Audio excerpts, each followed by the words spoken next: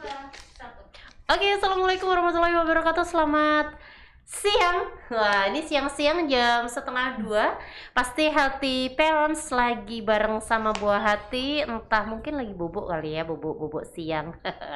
Nah, ini kita hadir podcast Healthy Talk kita bareng Rumah Sakit UII dan juga tentunya para expert di Rumah Sakit UII. Kali ini kita akan bicara tentang GTM. Wah, GTM ini bukan semacam mall, permainan, games atau apa, bukan, tetapi ini adalah gerakan tutup mulut. Wah, bukan gerakan tutup mulut para karyawan-karyawan ataupun kamu-kamu yang lagi terghosting, lagi LDR dan lain sebagainya, tapi ini ngomongin GTM-nya para anak-anak kita, buah hati kita ya, bareng Dokter Utami Dewi MSc, spesialis anak di Rumah Sakit UII. Nggak cuman dokter spesialis anak aja, tetapi beliau juga sebagai konselor laktasi. Nah, selamat siang dok. Ya, siang Mbak Noni. Halo, sehat ya? Alhamdulillah, karena ini langsung ketarik sedikit molor, tapi alhamdulillah masih bisa kita ketemu di podcast ini ya dok ya. Ya. Oke dok, kita ngomongin soal gerakan tutup mulut yang ini menjadi sebuah rasa ketakutan luar biasa para orang tua gitu ya, apalagi anaknya yang yang harapannya orang tua itu kan anaknya ginu-ginu, makan banyak dan sering dibandingkan. Anakku umur gini kadang iri ya lihat anak temen gitu, banyak makan, sedangkan anak kita sesendok, 2 sendok, 3 sendok sudah gitu. Nah, kali ini kita akan ngebahas tentang GTM, gerakan tutup mulut buah hati, dan juga gimana cara menghindari si ibu hati biar nggak gerakan tutup mulut. Oke, silahkan dokter Utami. Ya, terima kasih Mbak Noni. Proses makan itu memang suatu proses yang dinamis ya. Jadi kalau awal-awal kan baby itu menyusu, Betul. netek aja. Nah, kalau secara ya teorinya gitu kan 6 bulan gitu makan.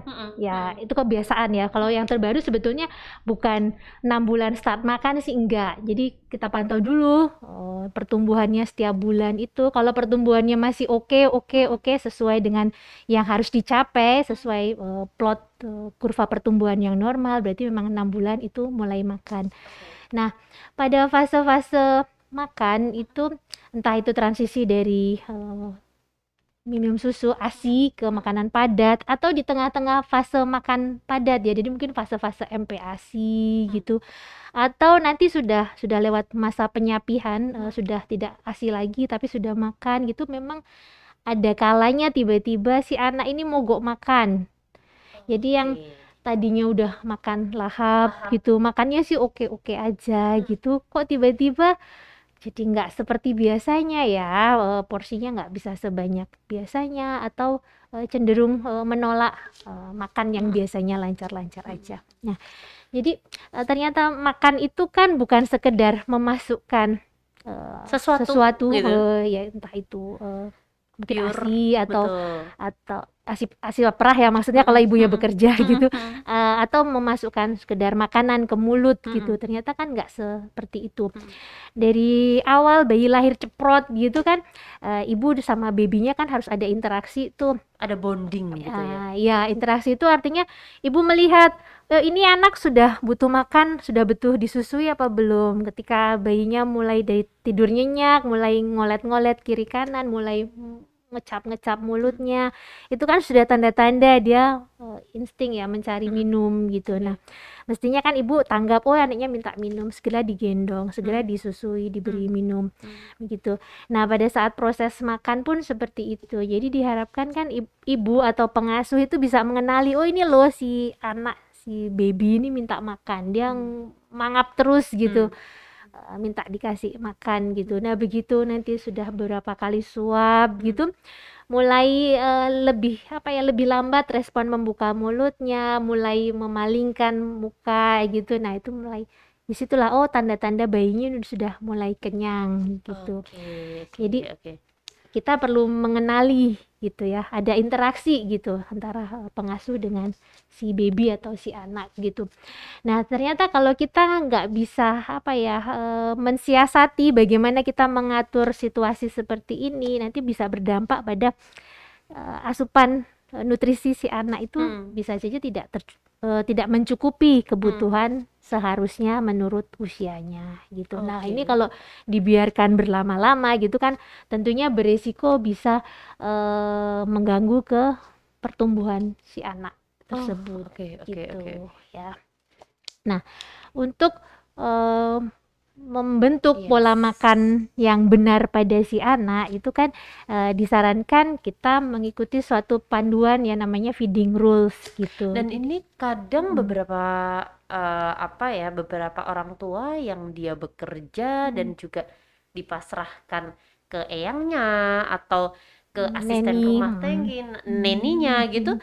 Kadang feeding rules ini agak tersisihkan gitu ya. Ya, notabene kalau yang udah sepuh-sepuh gitu ya, pokoknya gimana caranya udahlah makanlah gitu ya. Kan kita udah bikin peraturan, kadang kan kita punya baby gitu ya, mungkin dialami banyak healthy parents juga, healthy mom juga, bahwa ini konsultasi sama spesialis anak gitu ya, ibu kita tahu ini.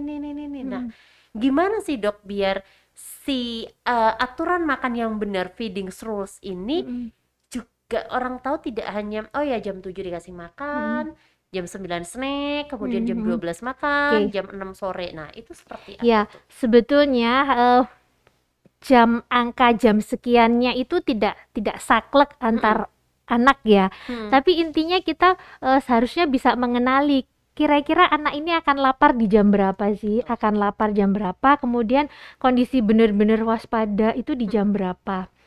Ya, jadi bukan menuruti si pengasuhnya. Aku selone jam berapa, aku mau kasih makan pagi teng jam segini, siang nanti jam segini, sore jam segini. Sebetulnya bukan seperti itu. Sebetulnya kita harus melihat si anak ini kira-kira dia benar-benar bangun awas itu sekitar jam berapa, kemudian benar-benar menunjukkan lapar itu jam berapa.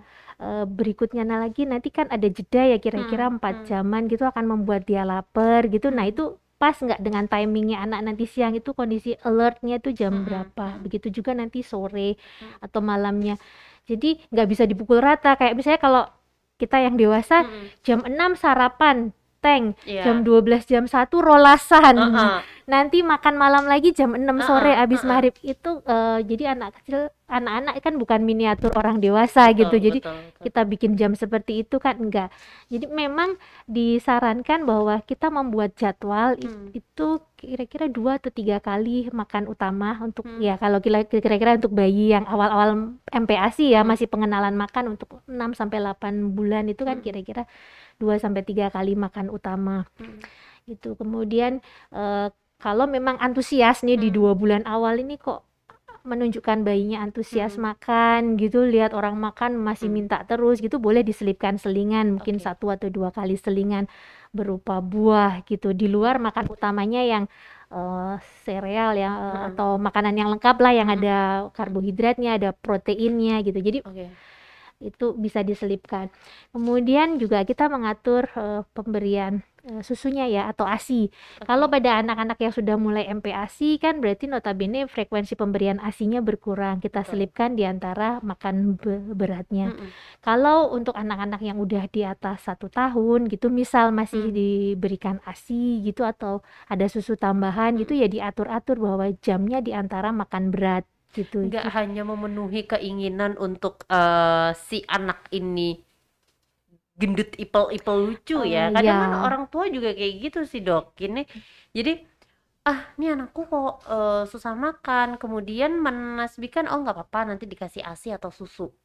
Nah, kemudian yang merusak tuh dok, kalau misalnya nih sebenarnya gimana sih dok feeding rules jika anak ini ini kita bicara yang MPASI berarti ya, MPASI dan juga usia-usia yang sudah memang dia asupan makannya memang harus sudah berpola gitu.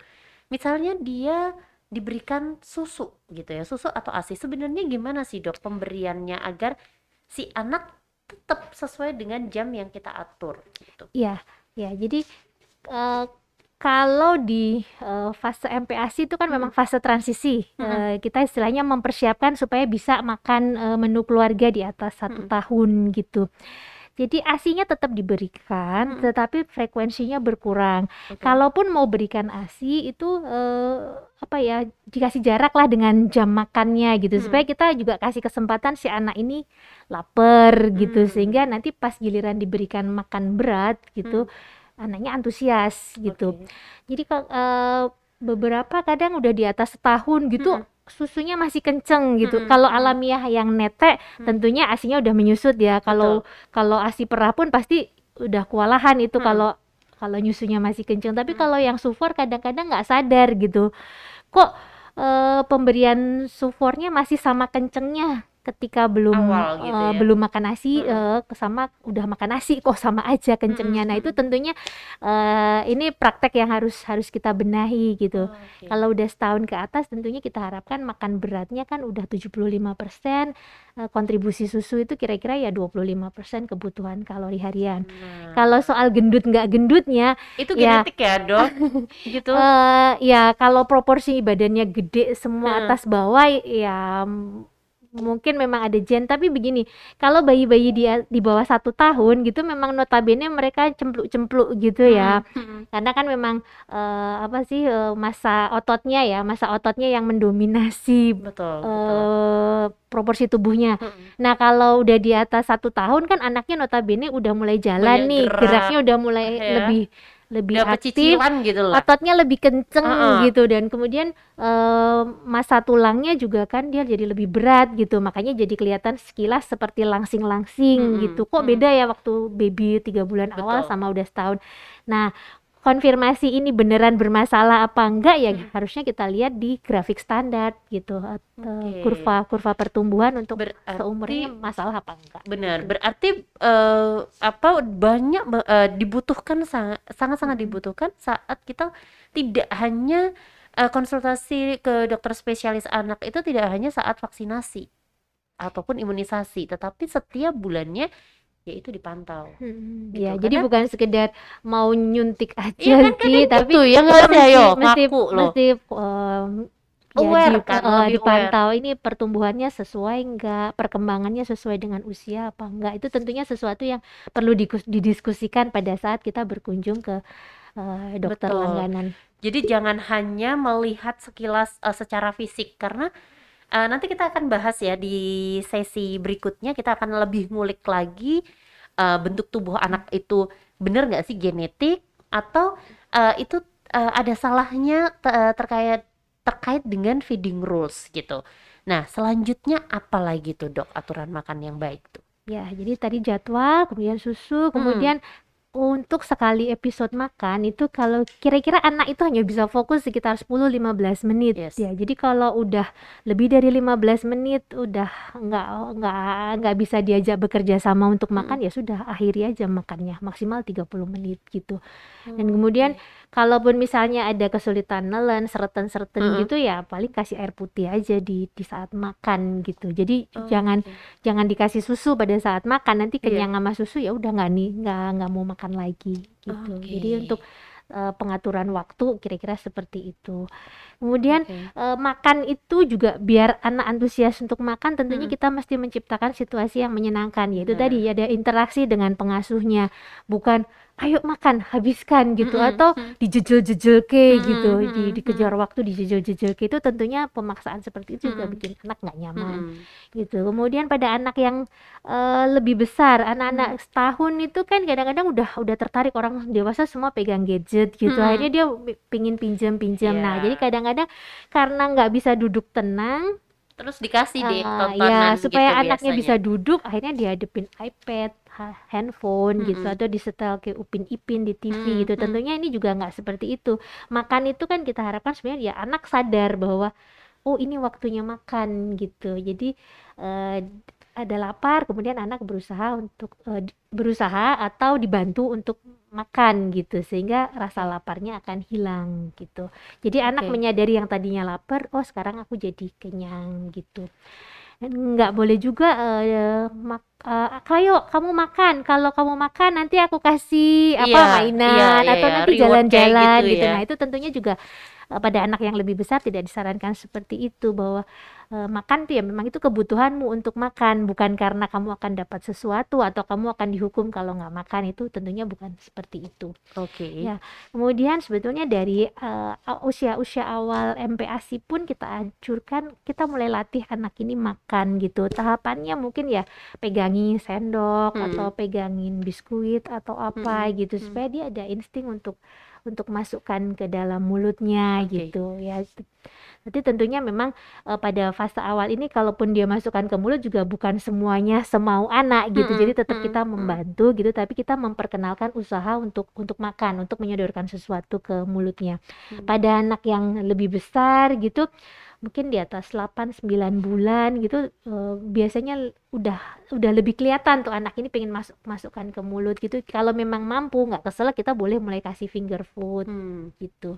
Dan pada anak setahun ke atas atau 2 tahun ya kita harapkan nanti Dia bisa makan sendiri ya. porsi yang dimakan itu dimakan mandiri itu lebih banyak gitu. Kadang orang tua itu lebih banyak pengen cepetnya, ya nggak sih? Atau apalagi kalau mungkin kalau di antara kita yang nggak bekerja full time gitu di rumah mungkin bisa ya gitu. Tapi kadang di beberapa kita gitu, udah deh, ayo toh tak suapin gitu. Jadi tidak memberikan space waktu untuk anak tuh belajar makan sendiri. Bener nggak sih dokter?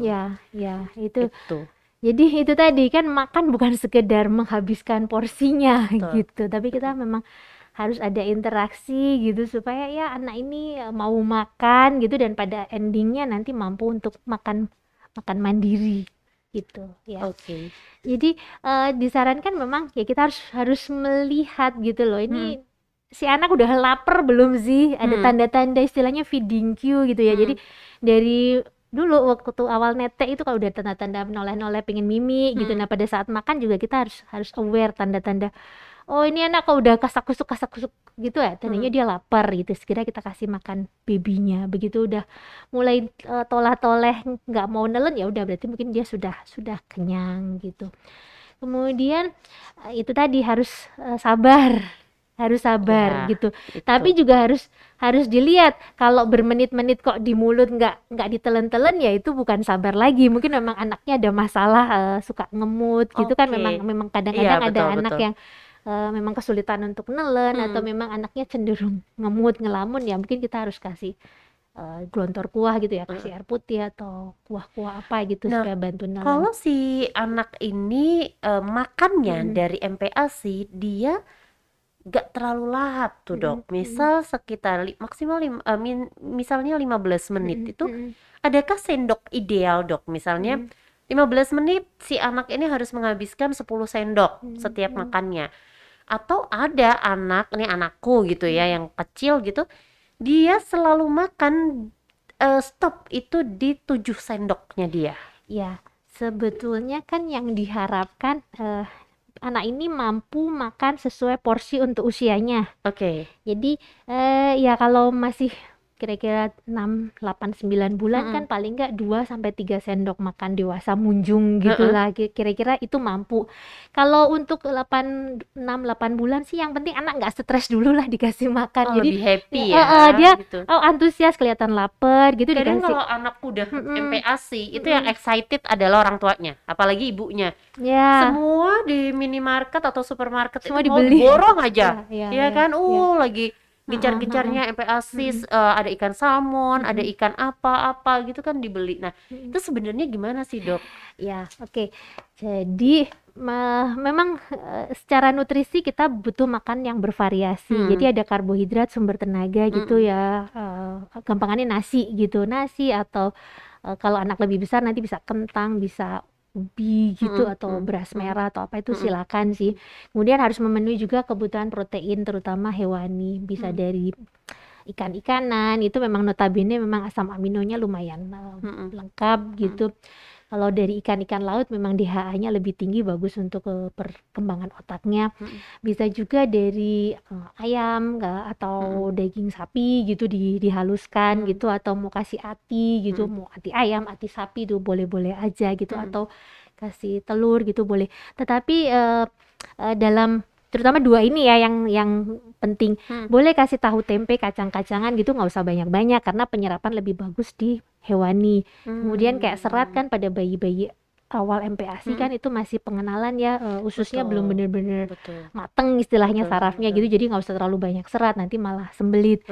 Nah, pemilihan bahan sebetulnya bayi itu dia sudah kenal rasa dari ibu masih hamil, ibu menyusui, itu si baby ikut makan bersama ibu. Jadi insya Allah akan lebih mudah bayi itu makan dari bahan-bahan yang mamanya udah biasa makan gitu. Nah, kalau bahan-bahannya yang mamanya nggak pernah makan gitu, mungkin akan butuh mungkin nggak seantusias kalau bahan-bahannya udah biasa dimakan sama mamanya gitu.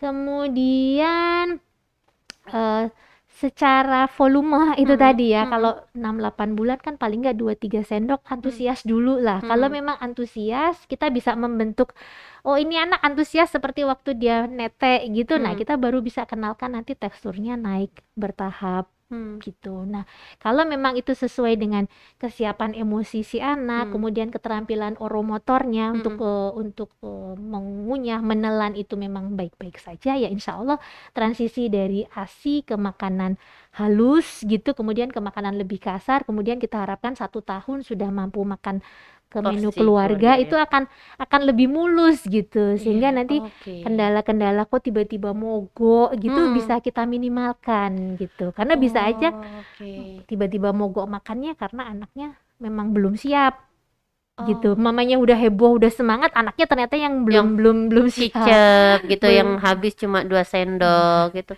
belum siap. Memang bisa juga ada sebab-sebab yang lain, anak itu juga bisa bosen gitu. Kalau tiap hari dikasih bubur ati bayam itu lagi gitu, ya bisa aja anak ini bosen gitu. Pantesan ya itu ya, kebetulan usia si kecil ini 15 bulan dok gitu, dan jadi curhat ya, karena kalau udah bicara sama dokter spesialis anak nih, curahan-curahan hati para mami-mami banyak gitu ya. Nanti kita bisa mengundang untuk kamu langsung partisipasi untuk tanya jawab loh ya sama dokter Utami. Gunakan, karena kita akan galau halau apapun yang bentuknya GTM, gerakan tutup mulut buah hati. 15 bulan dia hanya ya 7 sendok maksimal, 3-4 sendok udah gitu. Nah, ini apakah ada yang salah atau dia memang berjalanannya waktu dari 6 bulan sampai dengan usia 15 bulan ini ada something wrong gitu ya, dan kita juga mesti kreatif ya, karena anak itu ternyata dia sangat dinamis gitu. Jadi seiring penambahan usia gitu, ternyata anak itu juga dia keingintahuan pada lingkungan itu juga meningkat gitu. Jadi kadang kalau dikasih itu aja udah jenuh, terus lihat kok ada kakaknya, ada mama papanya makan sesuatu yang berbeda dengan punya aku juga pingin yang itu. Itu kadang-kadang bisa juga bikin, oh sebenarnya anaknya udah pingin naik tekstur, udah pingin variasi yang bermacam-macam lagi, tapi orang tuanya masih kasih yang step umur yang lalu-lalu gitu ya. Jadi kalau pada anak-anak nih, kalau udah 15 bulan kan notabene kemampuan makannya udah lebih terampil nih. Oke lah, mungkin giginya fase-fase tumbuh geraham tapi belum lengkap gitu. Jadi kadang-kadang ngunyahnya bener, kadang-kadang masih kesulitan gitu. Oke, coba nanti divariasikan jenis makanan, kemudian teksturnya. Gitu. Kadang-kadang itu juga bisa membantu gitu. Yang tadinya pakai sendok-sendok melulu, coba kalau udah di atas 1 tahun, kita kasih kesempatan bagaimana kalau kamu makan sendiri. Jadi sajikan makanan itu dalam bentuk yang bisa dipungut anak. Misal kalau karbonya nasi males ngunyah, ibu ganti misalnya kentang goreng atau roti dipotong-potong gitu. Atau pasta-pastaan yang bisa dijimpiti gitu. Proteinnya misalnya disajikan ikan goreng dipotong-potong kecil gitu, atau mungkin ikan di file ditepungi kemudian digoreng gitu, atau misalnya semacam nugget, entah itu dari ayam giling atau dari ikan giling, udang giling, atau bikin mungkin lebih lembut kayak model kroket ya. Yes. Jadi karbonya ada, misal mau kasih kentang, kasih ubi di situ atau singkong di situ, proteinnya bisa dapat ayam giling atau ikan giling, udang cincang itu masukkan di situ, sedikit sayur mungkin kayak serutan wortel, daun bawang atau kacang polong atau brokoli masukkan di situ.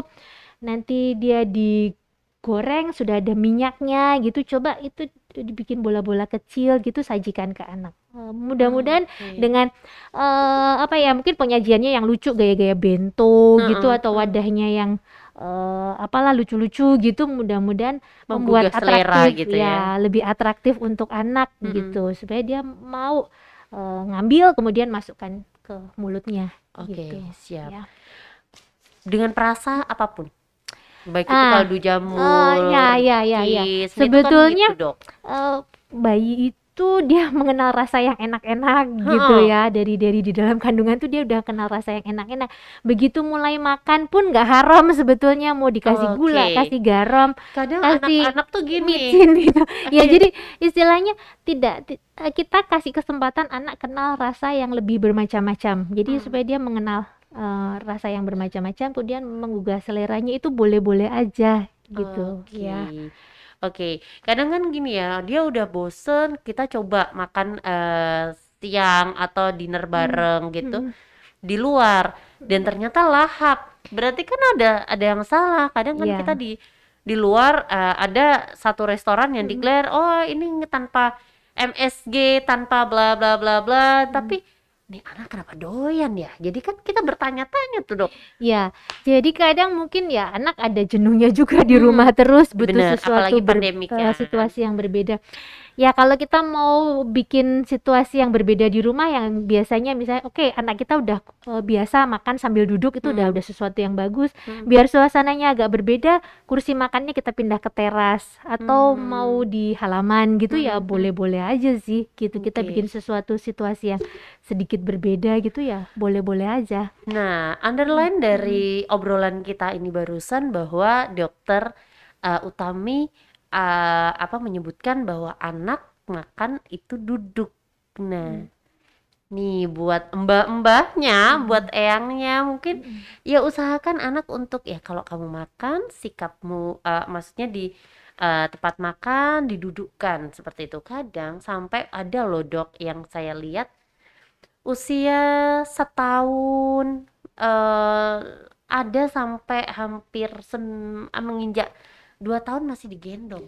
Ya, jadi gitu ya, udah kayak sampai mati gaya. Apalagi ya gitu. Jadi kan kalau bayi siap makan itu antara lain harus sudah tegak lehernya, jadi 4 bulan ke atas dia udah tingil-tingil cowani gitu ya. Itu salah satu tanda bayi siap makan. Nah, sebenarnya disarankan sejak awal mulai makan itu kita dudukkan gitu. Dudukkan itu dalam arti boleh duduk di kursi makan, di high chair gitu, atau kalau bayinya nggak mau didudukkan di situ, kita pangku gitu. Kemudian kan sejak awal kita latih bayi itu fokus pada makan gitu. Jadi kegiatan saat ini kita akan makan gitu, fokus pada makan gitu. Ya, kalau nggak mau makan bukan berarti terus kita harus bawa ke situasi yang berbeda, diajak keluar, diliatin macam-macam, dislamurke, terus kita jejelkan sesuatu ke mulut. Sebetulnya kan tidak seperti itu. Sebetulnya kan kita dari awal kita mau latih anak ini fokus menghayati ini loh, kita mau makan gitu. Sebetulnya seperti itu gitu. Ternyata Ya. diajak kemana-mana. Nah, kalau misalnya anak ini kok nggak bisa makan banyak pada satu sesi gitu, ya sudah 15 menit, 30 menit kita akhiri. Nanti 4 jam lagi kira-kira itu kan jam makan berikutnya. Kita buat anak ini lapar sehingga lebih berselera untuk makan gitu. Oke. Jadi sekali didudukkan, udah kok nggak mau gitu, bukan berarti anaknya memang nggak bisa fokus dengan duduk, harus dibawa kemana-mana, sebetulnya nggak juga gitu. Karena sekali lagi bahwa proses makan itu ada proses pembelajaran di sini. Itu yang Iya. kita harus apa ya, Harus tahu telateni gitu. dan harus betul sabar, harus Mm-mm. telaten juga, dan ya itu tadi bahwa dari makan itu adalah proses Ya. gitu. Oke. Mm. Nah, nih yang kadang kenapa sih anak ini nggak makan? Kenapa sih gitu? Itu yang bikin apa tuh, Dok? Oke, kalau misalnya tadinya lancar-lancar aja tuh makan, kok mulai nggak antusias gitu ya, makannya mulai males-malesan. Kemarin males, hari ini kok masih males, kok besoknya masih males juga. Nah ini atau yang tadinya makan lahap tiba-tiba pet, kunci mulut. Nah, apa sih yang harus kita pikirkan? Oke, tentunya moms di rumah bisa cek dulu tuh kondisi mulutnya, ada apa, ada sesuatu yang berbeda apa enggak. Kalau yang tadinya nggak ngecas, apa tiba-tiba kok ngecas terus gitu, ini ada sesuatu apa di mulutnya, apakah ternyata ada luka. Kadang-kadang kan bayi suka itu ya, masuk-masukin Betul. jari gitu. Kalau kita telat potong kuku gitu, mungkin kukunya panjang, melukai di lidah, di mulut, itu kan bisa memicu luka. Nah, karena nggak nyaman, perih gitu, bisa aja bayinya jadi mogok makan.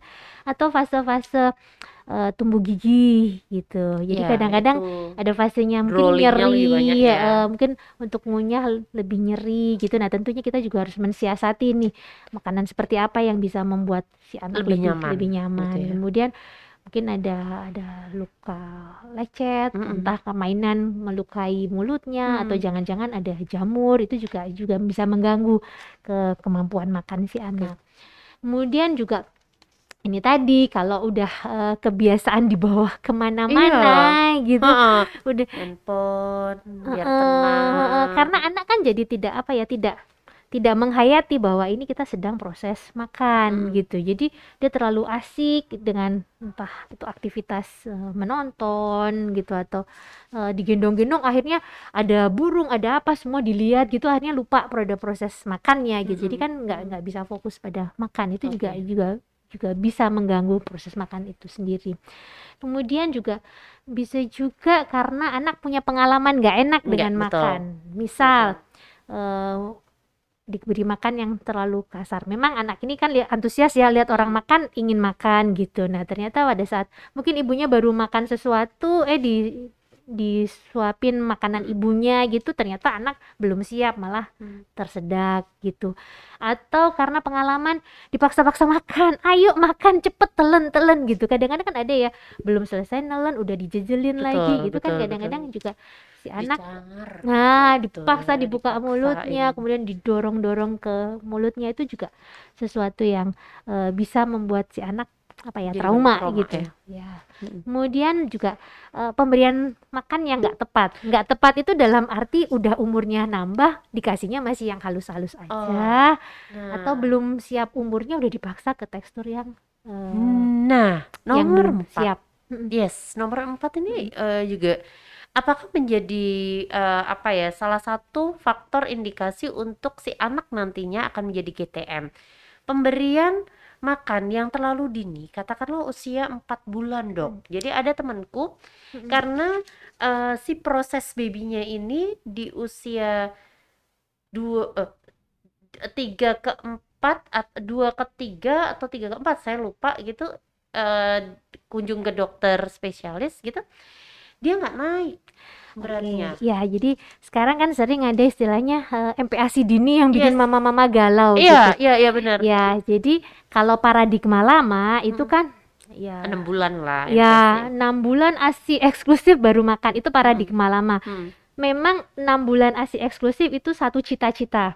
Cita-cita kita. Idealnya. Cita-cita Kita bicara kita. ideal Artinya ya. kita berusaha memberikan ASI, pertumbuhannya oke, 6 bulan baru kita kenalkan pada makan. Tapi realitanya kan kadangkala ada aja misal ternyata produksi ASINya tidak mencukupi. Yang kedua, anaknya ternyata ogah-ogahan mimi ASINya. Oke, 2 bulan mungkin miminya kenceng banget tuh, tiap 2 jam minum, tiap 2 jam minum. Habis itu mulai melambat, nggak banyak minumnya, sehingga berimbas ternyata pertumbuhannya nggak oke. Nah, kalau memang pertumbuhannya nggak oke, sudah disarankan untuk ditelateni MPASI. lagi. Tentunya kita telateni lagi pemberian mimi susunya. Misal yang tadinya emaknya tidur melulu, kalau malam bayinya nggak nangis ya udah lempeng aja dari malam sampai pagi, Nggak dinenenin. nggak dinenenin, nggak dibangunkan gitu. Nah, itu kan bisa berimbas ya. Oke. Kenaikan beratnya nggak bagus gitu. Atau Tentunya kita makanan yang sarankan dulu. dikonsumsi gitu pengaruh nggak sih, Dok? Ya sedikit banyak berpengaruh lah, kalau makan ibunya kurang gimana atau Oke. minumnya kurang itu kan bisa aja produksi ASINya kurang, emosional ibu juga Betul. gitu. Nah kalau memang kita sudah telateni frekuensi pemberian mimi ASINya berusaha ditambah, ternyata nggak ngangkat juga kan, anaknya tambah besar 3 bulan ke atas tambah miring-miring, tengkurap gitu, meleknya tambah banyak, otomatis kebutuhan kalorinya kan meningkat. Nah ternyata tidak mencukupi, atau anaknya nggak suka mimi lagi gitu. Dah kalau memang udah diusahakan minumnya ditambah tapi ternyata nggak bisa, anaknya nggak mau ditambahin minum lagi gitu. Kemudian secara fisik sudah menunjukkan tanda-tanda siap makan, jadi kalau 4 bulan ke atas udah lehernya tegak, udah tingil-tingil itu tadi. Kemudian lihat orang makan sudah tertarik. Kemudian kalau kita berikan bubur, sereal atau makanan yang lebih kasar, kental gitu, dia mampu menelan, artinya kan anak ini memang sudah siap makan gitu ya. Ya sudah, kalau memang nggak bisa dikejar dengan ASI ya masa ibunya mau memaksakan hanya dengan ASI tapi resikonya pertumbuhannya nggak oke, nanti pertumbuhan otaknya juga nggak bagus, tentunya kan beresiko ke depannya nanti akan mengganggu tumbuh kembang si anak, tentunya kan tidak seperti itu. Jadi kadang-kadang memang kita menyarankan kalau sudah mentok nggak bisa diperbaiki dengan ASI ya sudah, makannya dipercepat gitu. Makanya dipercepat, dan itu pun harus serekomendasi dokter spesialis pilihan moms ya, gitu. Oke, baik. Lanjutnya, Dok. Oke, kemudian tadi ya bisa saja si anak ada ya? bosan itu tadi. Tentunya si moms harus kreatif kan, nggak mungkin kasih teksturnya yang kayak kemarin-kemarin aja, pilihan bahannya yang itu-itu aja. Tentunya kan kita harus dinamis gitu dengan seiring pertambahan usia si anak. Bahkan kita selalu mencoba-coba kasih tekstur yang lebih kasar, kasih bentuk yang berbeda lagi gitu supaya kita menarik anak ini untuk mau makan. Kalau tiba-tiba anaknya nggak mau juga bukan berarti anak tuh nggak suka dikasih, misalnya dikasih pasta skotel gitu, anakku nggak suka ini, belum tentu. Bisa aja dia pas nggak lapar, bisa aja pas perutnya nggak enak, mungkin belum empuk gitu, jadi nggak terlalu berselera gitu ya. Lain waktu kita bisa kasih lagi menu yang sama gitu. Teorinya katanya sih kalau kita sajikan makanan yang sama 10 atau 15 kali tampil gitu, mungkin anak nanti akan bisa menerima gitu. Dan sering ngelihat ternyata orang dewasa juga makan yang sama kok enak-enak gitu ya, bisa jadi anak ini akan nanti ikut bisa menikmati makanan yang sama gitu. Jadi jangan sekali pernah kita kasih makan terus bilang anakku nggak doyan, belum tentu gitu, belum tentu. Momennya aja yang momennya mungkin nggak tepat ya. belum Dan tepat. juga selain itu kita juga ajarkan mungkin dari kita orang tua, mungkin sore udah pada pulang kerja, mungkin malamnya kita dinner gitu ya, makan malam keluarga di rumah. Nah itu libatkan juga anak bisa juga ya, Dok ya. Betul. Tentunya no gadget di ruang makan. Ya. Jadi kita mengajarkan, oh iya ibu ayah sama ibundaku makan nih, jadi kan anak oh iya aku harus makan kayak gitu. Ya betul. Jadi usahakan pada jam-jam makan keluarga dudukkan anak sama-sama gitu, supaya melihat yang lain makan gitu. Kemudian kita juga kesempatan untuk melatih memperkenalkan makan yang teksturnya di atas dari yang sudah biasa anak ini makan gitu. Misal usia 8-9 bulan kita kasih makanan di meja makan yang kita penyet-penyet dilunakkan gitu, kita coba gitu. Atau pada anak 1 tahun ya nanti makan keluarga gitu kita potong kecil-kecil gitu, sajikan di depan anak biar anak mau ambil sendiri masukkan ke mulutnya. Karena ada juga anak kalau kita sodor-sodorkan malah dia nggak mau gitu. Tapi kalau lihat orang yang lain yang lain makan enak gitu kok jadi ikut kepingin, itu juga ada. Tapi kan ada yang anak yang gengsian gitu ya, gengsian, nggak mau aku kalau dibujuk-bujuk makan gitu nggak mau. Atau mungkin ada juga istilahnya neofobia, jadi dia melihat sesuatu yang baru itu kayaknya nggak aman gitu. Oke, siap. Dan juga tentunya tadi belum lapar tadi, maksudnya gerakan tutup mulut, tadi belum lapar, banyak terlalu susu, kemudian juga waktu timing pemberian snack itu juga harus diperhatikan, Ya, bentuk snack pun juga harus diperhatikan gitu ya betul, dok ya. betul. Jangan sampai misal jam selingnya, boleh nggak sih dok snack ini diganti jus? Ya, jadi ini tergantung, memang tergantung usianya ya. Hmm, Kalau umur yang awal MPASI gitu, tentunya buah mungkin bisa di dalam bentuk yang apa pure atau mm-mm, dikerok gitu mm-mm, ya. mm. Kalau di anak-anak yang lebih besar 1 tahun sih sebenarnya disarankan dalam bentuk buah potong. Oke. Kalau diberikan dalam bentuk jus, Mm-mm. sebetulnya hati-hati dengan rasa yang terlalu manis. Jadi Oh, kalau oke. kalau di jus kan lebih manis ya, Hmm, sari-sari manisnya tuh hmm, kan keluar betul betul. gitu. Kemudian lebih cepet kan, tinggal nelen Heeh. gitu. Nah, itu sebenarnya kalau di Amerika di sana ada kekhawatiran kalau udah kenal rasa manis, menyukai manis, nanti apa-apa cenderung minta makanan yang manis, resikonya Oh, obesitas, kelebihan berat badan gitu. oke, oke, Sebetulnya oke, oke. disarankan ada tekstur gitu. Oke, Ya. lebih baik adalah buah potong. Iya, ya, ya tergantung usia ya. Kalau Heeh. awal MPASI mungkin Mm-mm. dikerok, nanti di atas 8 9 bulan finger food, buah Iya. buah potong Mm-mm. gitu. Oke, oke, siap, siap. Ya. Nah, ini yang ditunggu-tunggu ya. Tadi kita bicara gimana dok biar nggak GTM nih anak-anak, biar nggak no tutup mulut yang aduh kita bisa stres sendiri, kamu maunya apa gitu.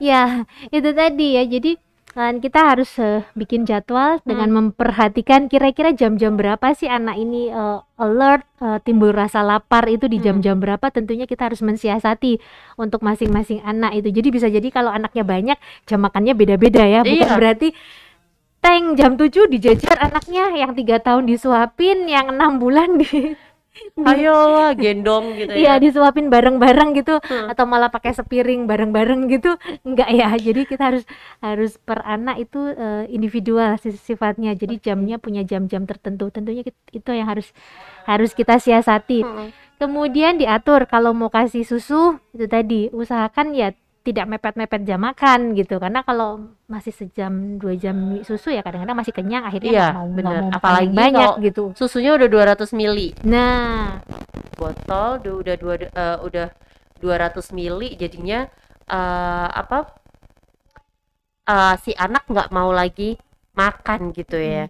Oke, selain itu dokter. ya kemudian itu tadi ya waktunya dibatasi. Anak itu fokusnya hanya sebentar, kira-kira 10 15 menit. Mm-mm, Jadi ya mm-mm, nggak usah makan sampai mm, berjam-jam gitu, nggak usah. mm. Dalam 10 15 menit kita harus ya melihat respon si anak ini tadi. Hmm. Kalau memang udah ogah-ogahan ya udah maksimal 30 menit harus kita akhiri, bukan diajak jalan-jalan kemana-mana sampai udah muter satu lapangan, Nggak bisa nggak selesai-selesai juga makannya iya gitu. bener.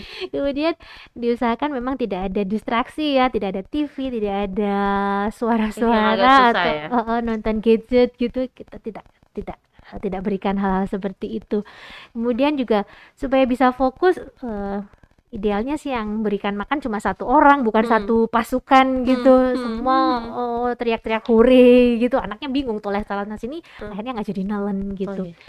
Kemudian juga diupayakan memang anak dalam kondisi yang nyaman ya. Itu tadi kalau mampu duduk ya duduk, kalau memang belum mampu duduk sendiri atau memang anak nggak nyaman duduk sendirian gitu Hmm, ya kita pangku gitu sehingga anaknya oke. bisa bisa duduk nyaman dan tenang gitu. Ini Tuh. kira-kira ya kalau untuk semua umur bisa lah ini kita terapkan. Tapi kalau untuk anak-anak yang lebih besar gitu, Hmm, di anak-anak setahun ke atas gitu, ya hmm, dari awal kita bisa melatih si anak ini untuk hmm, makan gitu. Cuma kan kalau di bayi-bayi istilahnya masukkan dulu sesuatu ke mulut, hmm, yang kita cari itu insting anak hmm, untuk memasukkan sesuatu ke mulut hmm. itu dulu. Kalau udah setahun lebih ya kita harapkan nanti semangat untuk mau masukkan ke mulutnya itu udah lebih gede Betul, gitu ya. betul, Jadi nanti betul. orang tua tinggal membantu untuk makannya gitu. Kemudian ya tadi ya tidak ada istilahnya membujuk-bujuk makan, kamu makan nanti kamu dikasih apa, atau kalau kamu nggak Memaksa, makan nanti memberikan dihukum. Nah reward kayak ya, jadi gitu kita ya. harus membentuk bahwa memang ya kaki ini sesuatu yang dibutuhkan gitu. Ya udah sesuatu yang kita harus makan gitu. Kemudian pada saat makan ya fokus pada makan ya, bukan disambi dijereng mainan macem-macem gitu, atau mainannya makanannya jadi mainan gitu, dihambur-hamburkan atau disembur-sembur dari mulutnya gitu ya, tentunya tidak seperti itu. Kemudian kalau memang kita lihat anaknya tidak antusias untuk makan, tapi mungkin hanya mengacak-acak makanannya, diremet-remet, dilempar-lempar gitu ya, sudah memang kita harus mengakhiri makan. Atau anaknya sudah tidak antusias makan, bahkan cenderung mau marah kalau disuruh makan, ya sudah memang anaknya udah bosen, kita harus segera hentikan. Nanti kita harapkan pada sesi makan berikutnya kalau lapar ya anak ini akhirnya mau makan. Ditunggu gitu. Lapar gitu betul nggak sih dok? Misal dia di 2 sesi gitu ya, sesi makan, kadang kan pagi ini menjadi challenge untuk para orang tua gitu. Kadang nih udah kita buru-buru, excited kita masak, kemudian pagi ini menjadi pagi yang mencekamkan kalau si anak langsung nggak mau makan sama sekali. Kemudian yang berikutnya di siangnya ya udah deh kita selingan gitu ya, jam 9 mungkin ada buah tadi, dan waktunya makan siang si anak ini juga tetap masih nggak mau makan. Apakah itu kita biarkan, ya udah deh kita biarkan dia sampai lapar kemudian dia minta gitu, itu dibenarkan atau enggak? Ya, tetap itu tadi kita kembali ke jadwal-jadwal yang kita jadi kan pokoknya nanti ada sesi makan pagi, makan siang, makan sore gitu.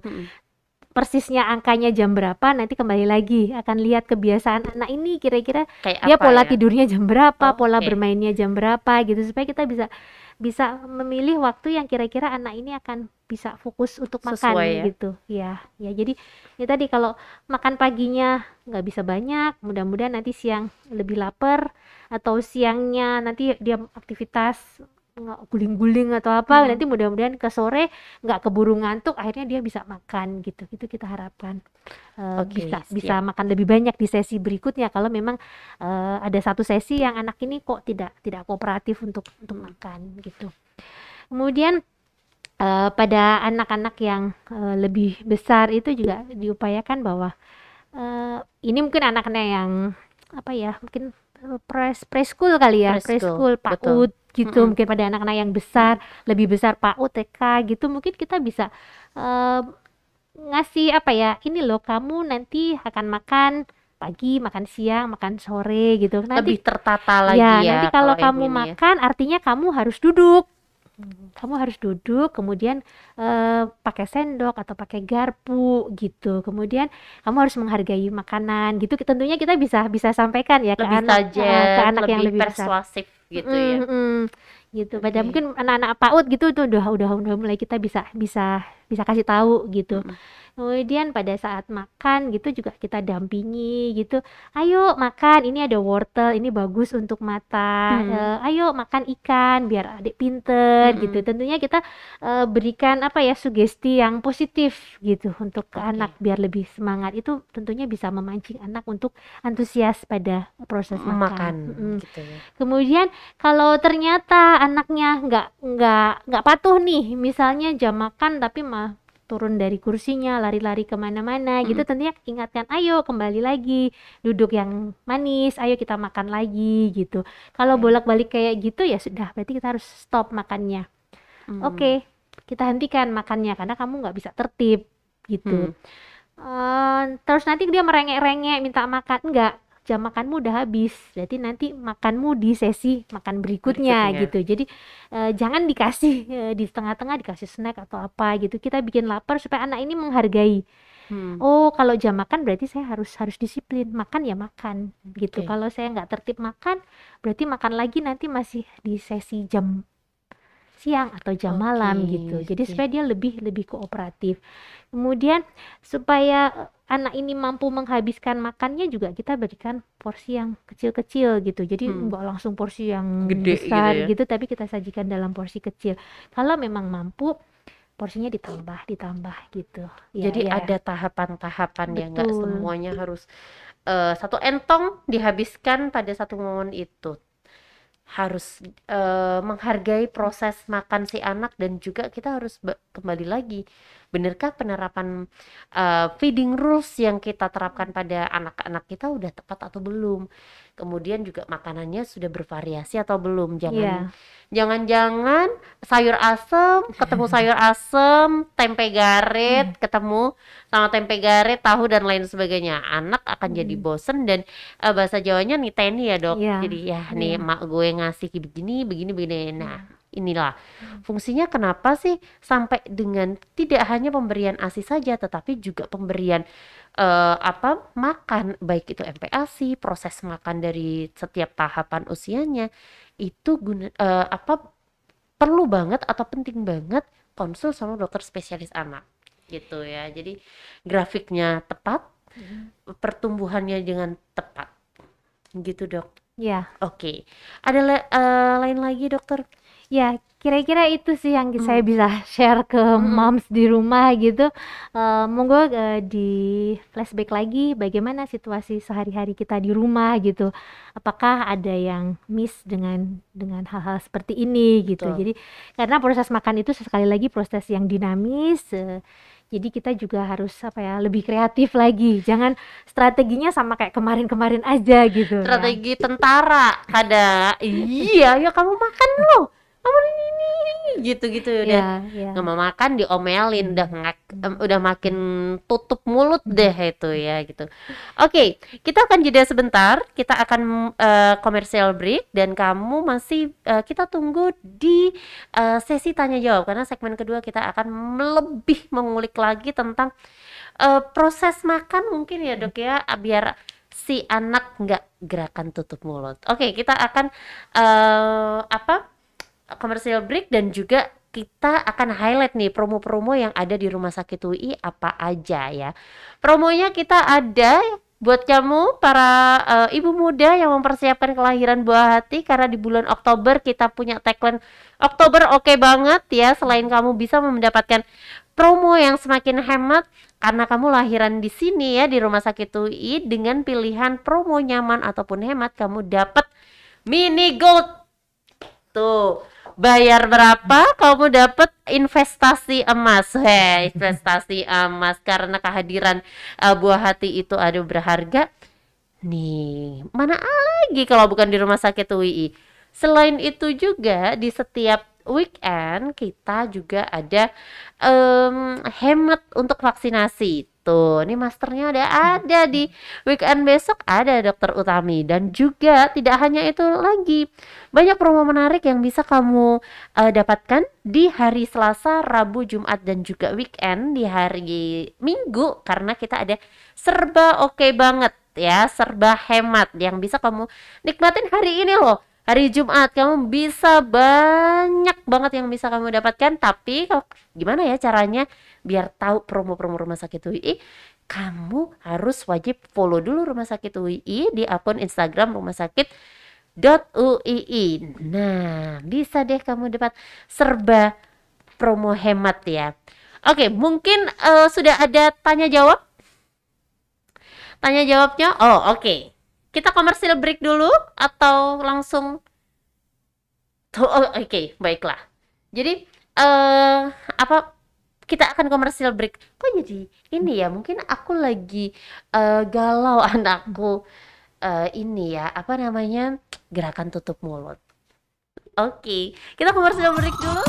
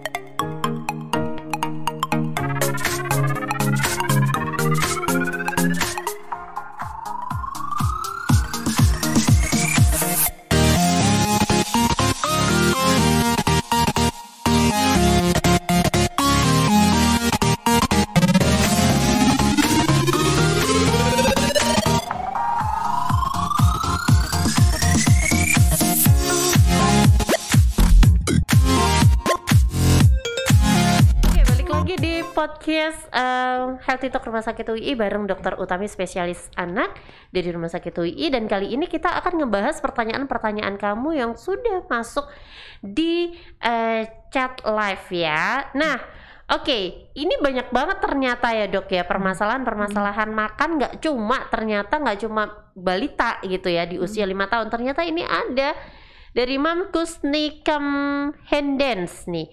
Dok, kalau anakku susah makan, nggak nafsu gini, dah 8 tahun. Ya. Ini kalau nanti kamu interaksi lagi Kusnikam Hendens nih ya, Mams, kamu bisa ya chat lagi, ini kenapa 8 tahun ini? Apakah karena usia 8 tahun ini udah usia sekolah aktif ya kan? Ya. Udah dia ngerti gadget, udah ngerti mungkin pesan makan online ya, udah banyak pilihan-pilihan dan request yang dia inginkan kayak gitu. Nah ini gimana dok tuh? Oke, ini Bu Husnin kali ya, Bu Husni Hamdan. Ini problem makannya udah 8 tahun. Iya. Kesannya kan anaknya udah lebih besar ya, mungkin 8 tahun atau mungkin usia lebih besar. Pada anak umur segini, karena kita nggak interaksi langsung kita nggak tahu problem sebenarnya tuh situasi di rumah seperti apa ya. Notabene kan ini homeschooling ya sekarang ya, kita karena pandemi gitu. Nah ini yang pandemi ini ternyata banyak bikin pola rutinitas harian jadi kacau gitu ya. Betul. Ada yang mungkin tugas sekolahnya terlalu banyak, akhirnya nggak sempat makan. Ada yang akhirnya jadi males-malesan, jadi mungkin kayak mager gitu ya, cenderung tidurnya berantakan gitu, jam bangun jam tidurnya kacau gitu. Saya juga nggak bisa, ini sepertinya meraba-raba gitu. Problemnya di mana? Apakah ini jenuh dengan makanan rumahan gitu? Apakah karena udah umur lebih besar kan sudah bisa memilih ya, ini pengen makan apa gitu? Mungkin apa ada kejenuhan gitu? Atau memang mungkin ada sesuatu, memang ada penyakit gitu yang bikin nggak nafsu makan gitu. Kalau bisa datang ke klinik, tentunya kita akan bisa sharing, bisa gitu ya, bisa kita telaah lebih lanjut, kita cari gitu ada problem apa gitu. Oke. Ya. Agak sulit karena ya informasinya tidak banyak mungkin gitu. Aktivitasnya juga berkurang, itu menjadi salah satu. Ini pas share pengalaman anak usia 4 tahun nih, anak usiaku yang anak pertamaku itu memang kulihat nih, kalau dia nggak sepedaan, kalau misalnya hari Sabtu Minggu kita memang luangkan untuk aktivitas karena sekolah juga gitu ya. Itu kalau dia aktivitasnya tinggi tuh makannya udah kayak macam gitu. Itu sangat berperan sekali ya dok ya. Ada juga. Jadi pandemi ini ada ketemu dua golongan. Ada anak-anak yang usia sekolah ini jadi gendut banget, yang nggak sekolah juga sih. Ada usia balita, ada usia sekolah yang jadi cepet banget gendutnya. Karena terus di rumah aja, nggak ada kegiatan yang lain, aktivitasnya makan dan makan lagi. Yang kedua, ada yang cenderung itu tadi banyak tidur atau terlalu sibuk mengerjakan tugas, akhirnya jadi lupa makan gitu. Juga gitu ada ya? Gitu. Betul. Ya ini tadi karena informasinya sedikit, kita nggak tahu persis ini gitu underlyingnya apa gitu. Tapi sebagai orang tua mungkin tetap kita berusaha mengatur pola makannya ya. Jadi kita ingatkan anak pagi ada makan, siang nanti makan, sore atau petang ada makan. Kemudian kalau anak umur segini kan kita mestinya bisa kasih penjelasan ya. Hey, dek, kamu butuh ini, makan nasi, kalau nggak mau nasi bu boleh kadang-kadang variasikan, mau roti, mau pasta, mau kentang gitu, boleh untuk pengganti karbohidratnya. Kemudian protein juga harus masuk, mau ikan, mau telur, mau chicken gitu ya, silakan aja gitu. Tentunya kita harus variasikan dan jelaskan bahwa kamu butuh makan supaya kamu bisa sehat, kamu bisa berpikir dengan baik, bisa sekolah gitu. Tentunya kita mesti jelaskan ke anak ini. Kalau memang ini tidak bisa cukup menjawab, sepertinya kita harus kopi darat ya. Betul, harus ketemu nih Bunda Kusni Hamdani ya, bahwa karena kalau pertanyaan kan kadang kita agak susah gitu. Jadi kamu bisa langsung ketemu dengan dokter Utami besok hari Sabtu ada ya dok? Sabtu dan Minggu beliau ada, full time pokoknya Senin sampai dengan Minggu. Dan juga dokter Utami bisa juga ditemui di jam di luar dari jam reguler jadwalnya, apalagi tuh coba ada poli anak 24 jam dan itu ditangani langsung oleh dokter spesialis anak di rumah sakit UII. Kece banget. Oke, kita lanjut dari Rifka Khairunisa. Kalau mau konsultasi ke DSA tentang persiapan MPASI atau MPASI dini, baiknya usia berapa ya? Tuh, wah, ini nyimak nih, bagus nih Bunda Rifka. Jadi sebetulnya kan tiap bulan moms akan bawa putra-putrinya untuk imunisasi. Betul. Gitu. Setiap bulan kan ada kunjungan bulan pertama, kemudian bulan kedua, bulan ketiga, keempat, kelima gitu. Di situ selain kita imunisasi, tentunya ibu bisa menanyakan bagaimana pertumbuhan anak saya, masih sesuai dengan target yang harus dicapai atau tidak. Kalau misalnya melenceng, apa yang harus segera diperbaiki, itu tentunya bisa dikomunikasikan sejak awal gitu. Sehingga nanti dari usia 3 bulan itu, oh ini pertumbuhan masih oke, 4 bulan pertumbuhan masih oke apa enggak. Kalau memang sudah ada masalah, segera dapat advice gitu, ada saran gitu, apa yang harus diperbaiki untuk pola pemberian ASI-nya, pemberian susunya, kemudian apakah makan itu perlu diberikan dini atau masih kita bisa tunda sampai 180 hari atau 6 bulan gitu. Tapi kalau ini kasusnya memang konsultasi masalah MPASI dini. Jadi MPASI dini itu intinya diberikan sebelum usia 6 bulan kalau memang pertumbuhannya tidak optimal dengan pemberian ASI atau susu formula gitu.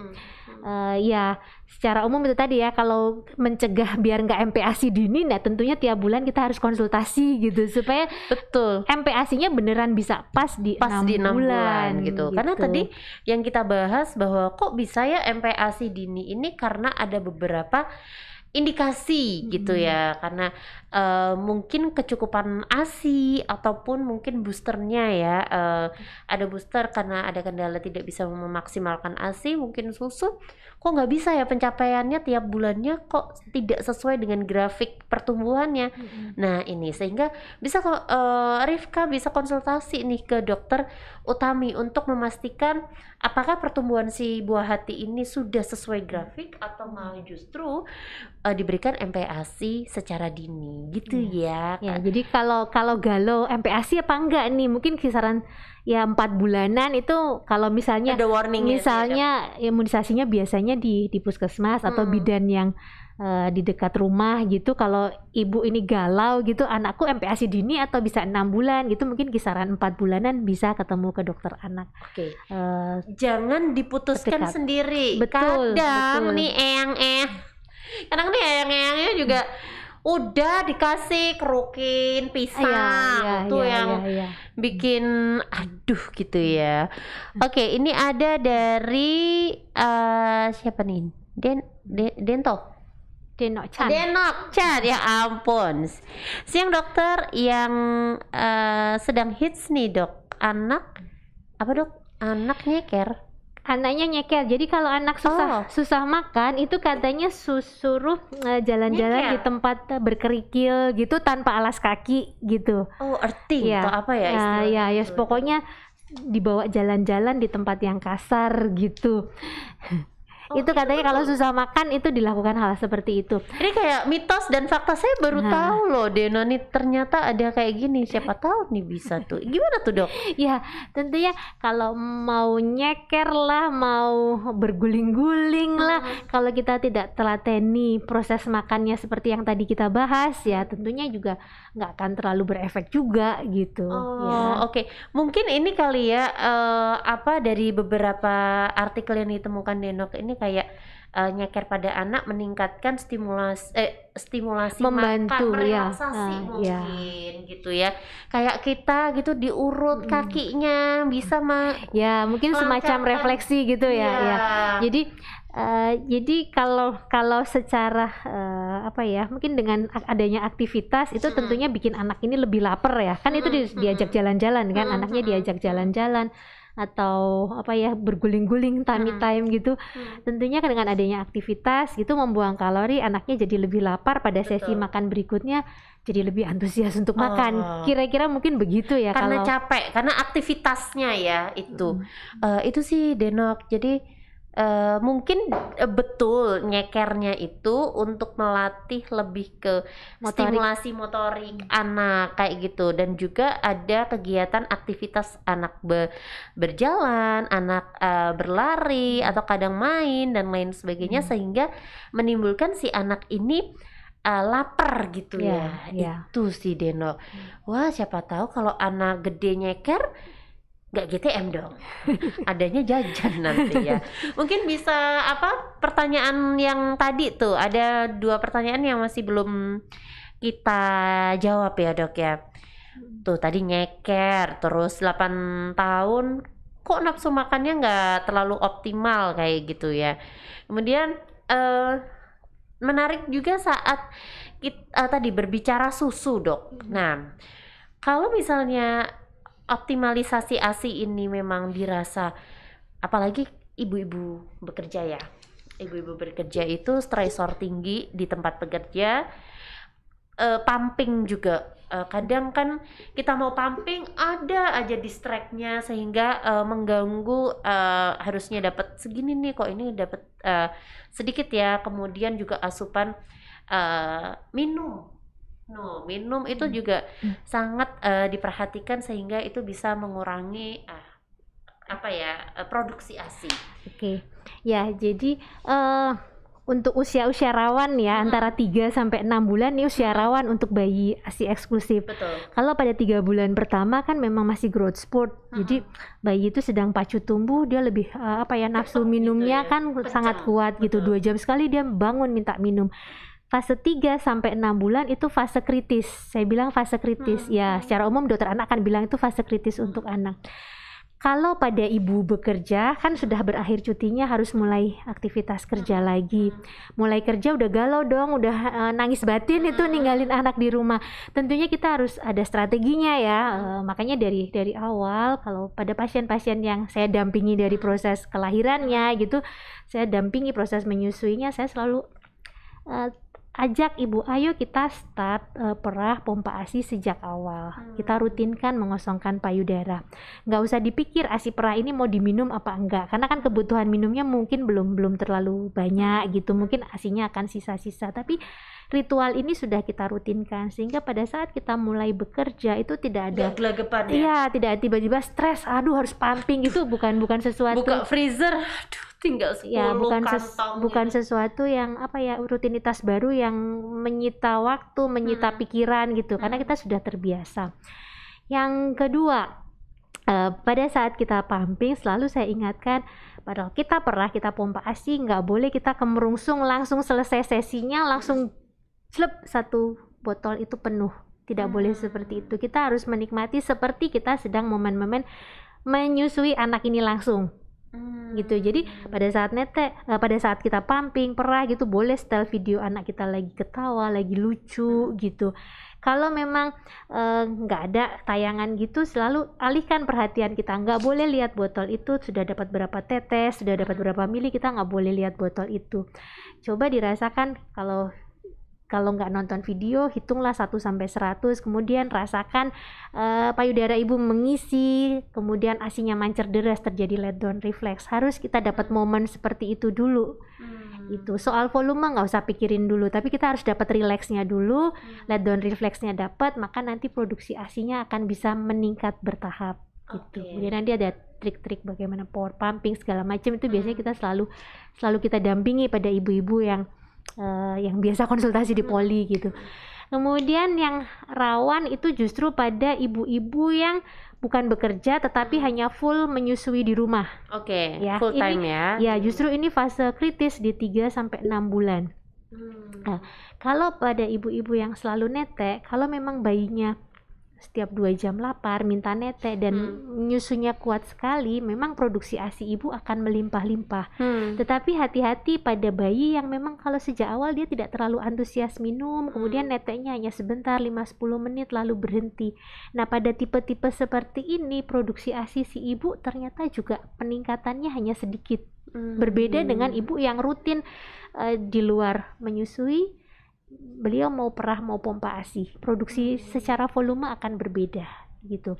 Kemudian kalau udah lewat 3 bulan, ini kan growth spurtnya juga udah mulai melambat gitu. Notabene nafsu minumnya mulai berkurang, durasi minumnya juga berkurang. Ini fase-fase rawan produksi ASInya mulai berkurang. Makanya kalau ibu-ibu juga biasanya kembali mensnya itu kira-kira kan usia bayi 4 bulanan. Nah, hati-hati, disitulah berarti produksi ASInya itu notabene juga fase-fase mulai menyusut gitu. Inilah fase-fase kritis. Kalau memang tidak pernah berkonsultasi ke dokter anak gitu, atau ibu tidak mendownload atau memantau pertumbuhan putra-putrinya lewat aplikasi Primaku gitu, mungkin ini fase-fase kritis, perlu konsultasi ke dokter anak untuk lihat pertumbuhan anakku oke apa enggak ya, perlu kita kasih makan lebih awal atau tidak gitu. Jadi ASI eksklusif 6 bulan itu suatu cita-cita ya, jadi bukan mutlak setiap anak baru kita kasih makan di usia 6 bulan, itu tidak seperti itu. Itu cita-cita yang harus diupayakan begitu. Betul. Oke. Wah, dapat salam nih. Thank you share-nya Dokter Utami, sangat bermanfaat. Terima kasih sekali. Kemudian ada dokter, usia berapakah anak boleh diberi es krim? Ada beberapa banyak es krim di mall dan juga ada kedai es krim tertentu. Dan usia berapa sih dok? Tadi itu yang mau aku tanyain loh. Aku udah iya ya soal es krim, karena tadi ya saya tanya soal selingan gitu. Kalau selingan buah iris gitu ya, buah potong buat yang sudah usia 8, 9 bulan atau 1 tahun gitu ya. Kemudian soal jus gimana ya dok? Tadi ada taste manis. Nah, anak ini kan mungkin beberapa dari kita yang orang dewasa juga sangat senang dengan sensasi manis. Nah, saat kita berjalan-jalan, kadang orang tua nih lapar mata gitu, dan es krim. Mulai usia berapakah sih sebenarnya si anak ini boleh menikmati si manis es krim? Es krim sih notabene susu ya. Notabene susu ya. Ini bukan kita tidak disponsori oleh susu dan tidak menyebutkan susu, tetapi bahan dasar dari es krim ini yang es krim yang mengandung susu ya. Mengandung susu ya, bukan yang air sirup.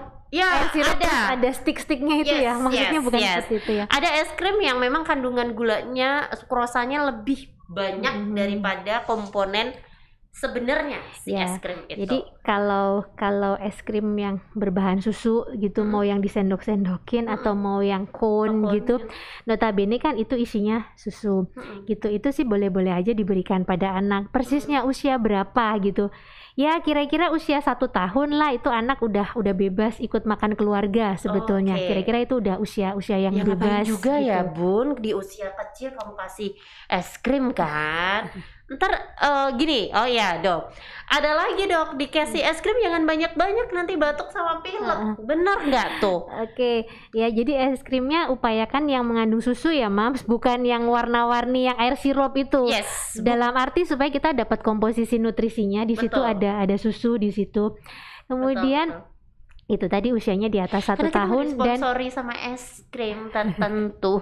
Tolong ya, nanti ada ini kita sebut ininya. Kemudian timingnya tentunya harus diatur, bahwa time-nya tentu dikira-kira sebagai selingan gitu ya.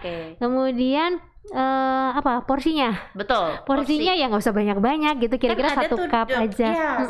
Kan ada karena nggak boleh sebut merek gitu ya. Ada es krim yang memang dia cup kecil. Nah, apakah cup kecil itu untuk usia misal 1 tahun itu boleh dihabiskan atau setengahnya aja kayak gitu? Boleh. Jadi usahakan itu waktunya selingan, sesi snack gitu. Jadi tidak mendahului makan supaya nggak ganggu makan beratnya gitu ya. Kemudian timingnya juga harus lihat anak ini sedang kondisi sehat. Ya kita pandemi ya, kalau nggak pandemi mungkin anak baru selesai berenang gitu langsung kasih es krim gitu. Jadi mungkin kondisinya kondisi capek gitu, mungkin daya tahannya lebih lemah gitu ya, jangan seperti itu. Atau nggak kira-kira gitu, dari pagi es krim, siang es krim lagi, sore es krim lagi gitu ya, bisa aja nanti akhirnya justru kondisi yang dingin itu bikin iritasi tenggorokan, akhirnya radang tenggorokan lalu batuk ya. Jadi bukan komposisinya tapi mungkin karena stresor dinginnya gitu. Jadi tentunya kita harus pilih timingnya bahwa anak memang sedang kondisi yang fit, kemudian makannya juga hari itu benar gitu. Kalau makannya nggak benar, minum es doang ya akhirnya endingnya jadi batuk, jadi pilek gitu. Oke, jadi minimal adalah 1 tahun, dimana 1 tahun itu anak sudah makannya juga sudah porsi-porsi makan dewasa, maksudnya menu keluarga kayak gitu ya. Jadi ya kita tahu lah porsinya seberapa ya sewajarnya, dan juga kita harus tahu kondisi yang tepat. Kapan sih anak diberikan es krim? Kalau musim hujan yang jangan usah lah ya. Ya kan repot itu nanti kalau anak meler batuk ya ampun. Oke, kita lanjut dari Ratna Damayanti. Dok, bolehkah mensiasati porsi makan yang sedikit dengan memberikan frekuensi makan beratnya lebih dari 3 kali. Mungkin sedikit tapi sering. Bu Ratna Damayanti. Ya jadi makan si anak itu nggak kayak orang dewasa ya. Makan itu 3 kali, pagi, siang, sama malam gitu. Justru pada anak-anak kita karena kapasitas lambungnya memang masih lebih sedikit gitu, memang porsinya kan mungkin nggak bisa banyak-banyak gitu. Dan kemudian kalau frekuensi itu kalau ibu bisa buka buku KIA, sebetulnya dari usia 8-9 bulan itu secara frekuensi sebetulnya dianjurkan anak itu makan 3-4 kali sehari gitu. Jadi kita curi-curi waktu nih, pagi kira-kira nggak ngantuk, antusias jam berapa, siang jam berapa, mungkin sore mandi seger gitu makan lagi. Malam kalau belum ngantuk, pada saat sesi kita makan keluarga, makan malam gitu, libatkan anak untuk makan. Di situ kita ada kesempatan untuk pemberian makan yang keempat. Berarti mungkin gini dok, kadang dulu nih waktu kita hamil gitu ya, kita hamil, misalnya saat hamil gitu, nggak apa-apa makan itu sedikit-sedikit tapi sering. Nah itu boleh nggak buat mungkin Bunda Ratna Damayanti, kamu punya usia baby berapa? Itu nanti lebih jelas lagi advice-nya dokter Utami akan berikan gitu. Misalnya di usia-usia katakanlah bebas dari MPASI, katakanlah ya di usia-usia 9 mau ke 1 tahun. Dia frekuensinya sedikit makannya, kayak anakku misalnya 3 sendok udah langsung udah cukup gitu. Tapi apakah itu bisa diberikan misalnya jam 8 pagi nih, jamnya anakku gitu. 3 sendok kita ulang lagi nih jam 10 berapa suap sesuapnya dia. Misal 3 sendok lagi. Siang nanti barangkali jam 2 kita kasih lagi. Itu apakah boleh, Dok? Ya, sebenarnya kalau fase lambung benar-benar kosong itu kan kira-kira butuh waktu sekitar 4 jaman pada anak. Makanya dianjurkan ya ada makan berat di sesi pagi, makan berat di sesi siang, kemudian sore atau petang gitu kan, kira-kira 4 jam gitu. Nah di tengah-tengahnya itu bisa kita skip, tidak makan sama sekali gitu, atau kasih porsi yang kecil gitu. Ya, jadi nanti boleh dibandingkan gitu ya. Kan ada anak makannya gampang-gampang susah, tapi sekalinya makan dia bisa porsinya yang banyak banget gitu kan. Nanti monggo sih nanti kita bisa siasati situasinya hari ke hari, mungkin tidak bisa saklek gitu tidak bisa saklek gitu. Karena anak-anak kita ini ya tadi dokter Utami bilang ya, anak ini tuh dinamis gitu. Swing moodnya untuk makan itu kayak macam sedetik, semenit, 2 menit itu bisa berubah-ubah ya dok ya. Ini Bunda Ratna Damayanti ternyata nyambung nih dok, nyambung lagi. Wah makasih, terima kasih sekali atensinya ya. Iya, saya sekarang sering ngasihnya 4-5 kali makan. makan berat ya. Oke. Soalnya anakku nih makannya dikit, sama kita tos ya. Aduh, itu bikin pusing dah.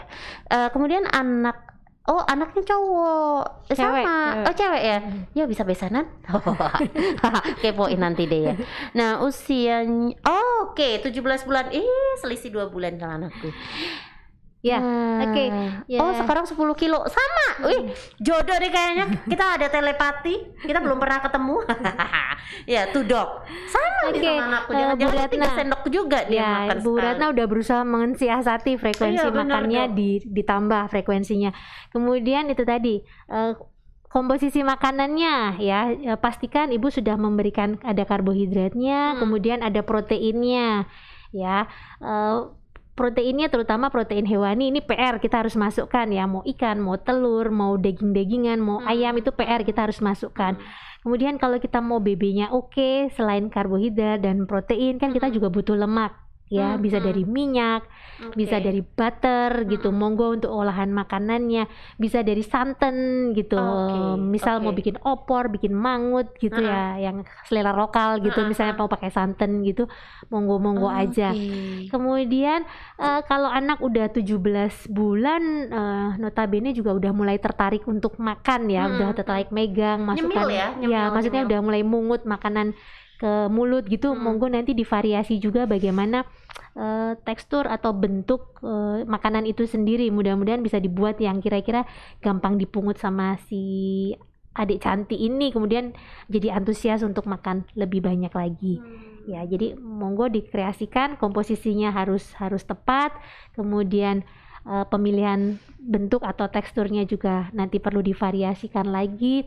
Kemudian boleh bentuk-bentuk wadah makannya juga nanti digonta-ganti gitu, atau dikemas yang lucu-lucu, bento atau bagaimana, itu juga monggo perlu disiasati. Kemudian situasi makannya juga mungkin biar nggak jenuh gitu-gitu aja, mungkin makan di teras atau kita piknik ala-ala gitu, ngegelar tikar, kemudian kita duduk makan sama-sama gitu.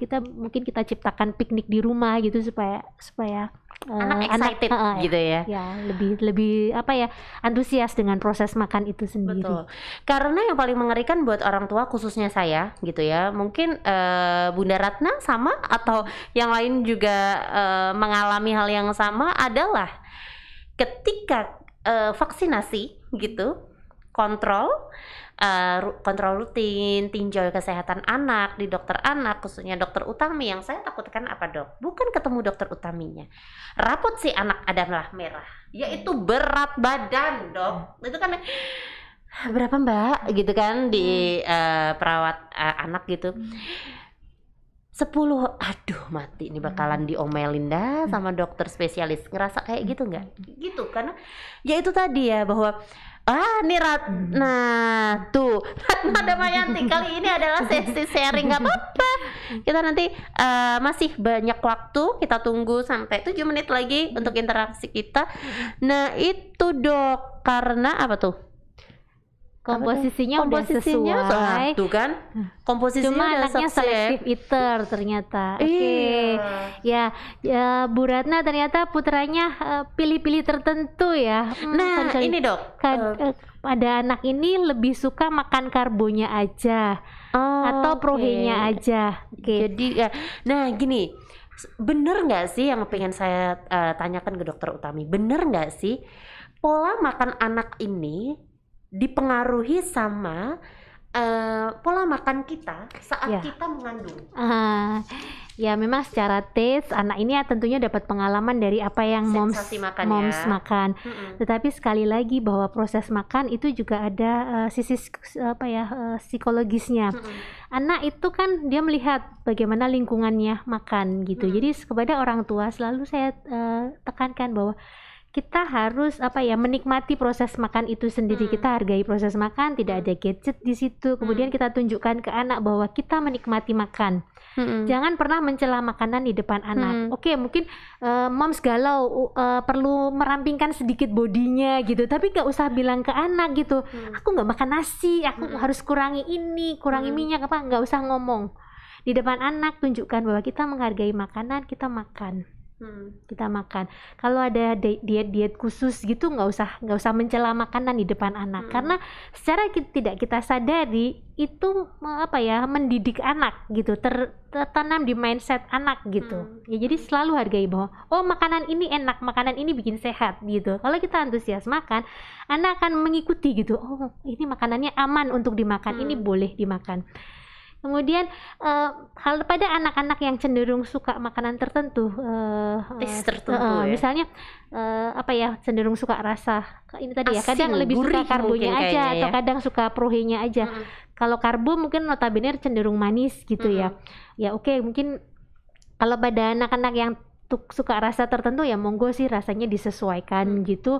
Kalau memang ada makanan yang favorit tertentu, boleh kita tunjukkan makanan yang disukai itu ada, kemudian kita selipkan makanan yang lain gitu. Misalnya anak yang cenderung suka nugget misalnya, oke, kita selipkan nanti mungkin kita bikin nugget dari ikan gitu, atau selain nugget nanti ada homemade ada mungkin masak kroket di situ, atau apalah mungkin fish and chips di situ gitu. Tapi tunjukkan apa yang sudah disukai anak itu lebih dahulu, sehingga dia merasa ini makanan yang aku suka gitu, sehingga nanti ini ada apa lagi ya, coba gitu, coba ini makanan yang berbeda gitu ya. Mungkin bisa sharing nih Bunda Ratna ya. Jadi kalau karena kita bekerja 5 hari gitu, Sabtu, Minggu mungkin bisa sharing bener kroket, karena kenapa kroket di situ ada kentangnya, terus bisa ada karbo, kita bisa selipkan proteinnya,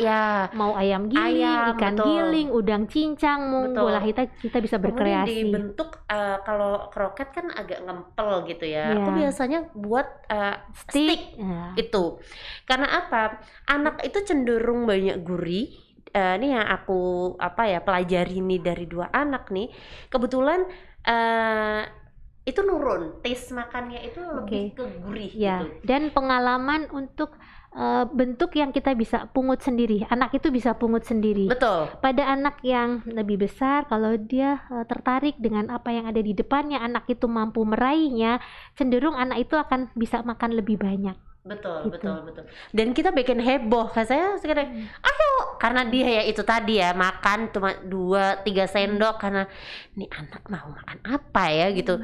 Akhirnya bikin cheese stick, kemudian ada kroket, tapi memang bentuknya memang tidak segede yang orang dewasa ya. Kita bentuk stick. Jadi ayo kita lomba, yuk kita siapa yang makan, karena ada goreng juga, dan anak kan cenderung suka goreng. Kemudian selain itu juga mungkin bisa siasati juga nih, sayur goreng boleh nggak sih, Dok? Bisa. Jadi ada beberapa anak yang suka kerupuk-kerupuk, ya lihat orang dewasa makan kerupuk gitu minta. Sebetulnya moms bisa bikin keripik sayur sendiri. Misal kita lagi ngungkep ayam, itu kan kalau ayamnya udah kita angkat, ada sisa bumbu, ada kaldu ayamnya, kita tambahin tepung di situ, kemudian tepung beras, tepung kanji itu kemudian sayur, misalnya ada kangkung, ada bayam, atau mungkin wortel, atau yang lain gitu ya, kita celupkan, kemudian kita goreng, jadi kayak tempura sayur gitu. Nah, kita bisa bikin sendiri sebenarnya untuk keripik-keripik. Jadi selama selama minyaknya itu juga bukan minyak daur ulang gitu ya, minyak yang sekali pakai, yang sehat, kemudian juga bahan komposisi bahannya juga bersih, itu nggak menutup kemungkinan kita lebih berkreasi. Ya capek-capek, tapi kalau anak itu terharu ya rasanya, plong gitu. Kita masih punya PR yang sama kok, Bunda Ratna, tenang aja. Iya, Dok, terima kasih ya, dia pakai sup jagung gitu, dikasih ayam atau daging dihaluskan.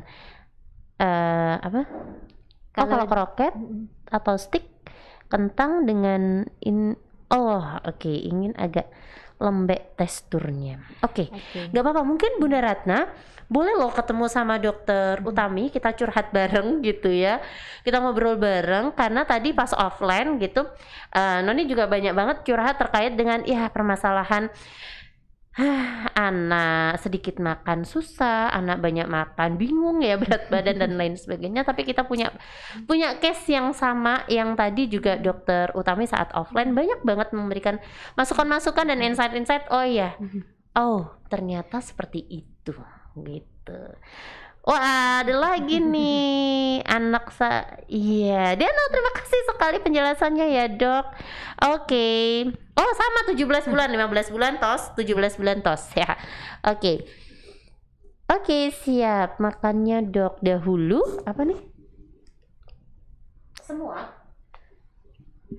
tekstur ya dok. Bagaimana ya dok dari Deno? Untuk yang Bu Ratna ya, itu tadi kalau dikasih kroket katanya malah diremes-remes. Ya ini anaknya udah lebih besar, monggo lah nanti divariasi, mungkin nggak melulu kornet ya, tapi mungkin nanti bisa kasih apa ya, kentang rebus atau mungkin yang lain lah, atau ubi gitu. Kemudian sayurnya mungkin bisa dibentuk-bentuk stick gitu. Kemudian kayak ikan, mungkin ikan dalam bentuk utuh dipotong file, ditepungin, digoreng gitu, fish and chips kayak gitu. Mungkin bisa diterima, boleh dicoba gitu. Kemudian untuk moms juga jangan khawatir ya. Ini kalau pup kadang-kadang nemu masih ada tekstur wortel, tekstur jagung atau tekstur yang lain, itu nggak usah terlalu khawatir gitu. Jadi memang ada serat-serat tertentu yang kita tuh nggak punya enzimnya di dalam pencernaan kita, makanya kalau keluar masih dalam bentuk utuh seperti itu nggak usah khawatir. Pada orang dewasa kadang ada keluar kangkung, keluar daun-daun apa, itu nggak apa-apa, itu bukan sesuatu yang dikhawatirkan. Oh ini anakku salah tekstur makan atau kecepatan pemilihan makanan tertentu, bukan ya, bukan. Jadi itu bukan sesuatu yang perlu dikhawatirkan. Betul. Jadi kalau makan kacang kedelai gitu, itu kadang tidak sempurna ngunyahnya dan keluarnya juga sama ya. Kadang eyangnya kaget, oh apa yang dia makan kok keluarnya begitu. Itu dia nggak usah khawatir, tapi itu normal kok selama tidak ada kembung, tidak ada sakit perut pada anak, aman gitu ya. Wah iya, belum, insya Allah baik. Yes.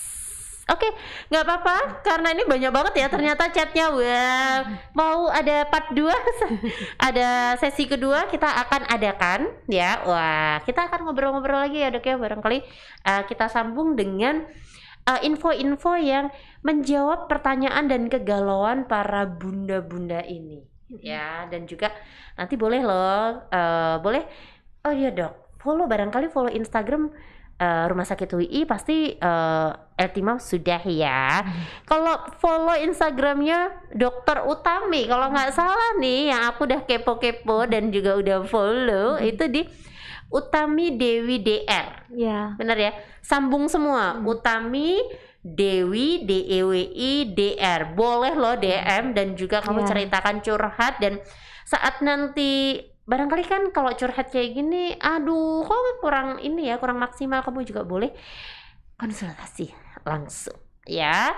Oke, sudah cukup belum? Haha, sayangnya kita udah lebih 1,5 jam ya. Kita terima kasih sekali Bunda Ratna Damayanti, terima kasih sekali Bunda Deno, dan juga tadi Misa Reza, terima kasih sekali. Terima kasih Healthy Parents yang sudah sangat luar biasa berpartisipasi dan juga sharingnya.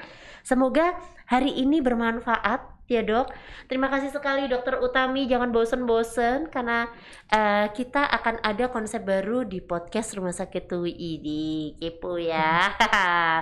Nanti kan, dan juga kamu boleh loh DM di Instagram rumahsakit.uii untuk pingin apa, hal-hal yang pengen diangkat, permasalahan apa, karena dari Healthy Parents dan juga Healthy People barangkali itu terjawab di podcast kita atau di Health Talk ataupun di promosi edukasi kita.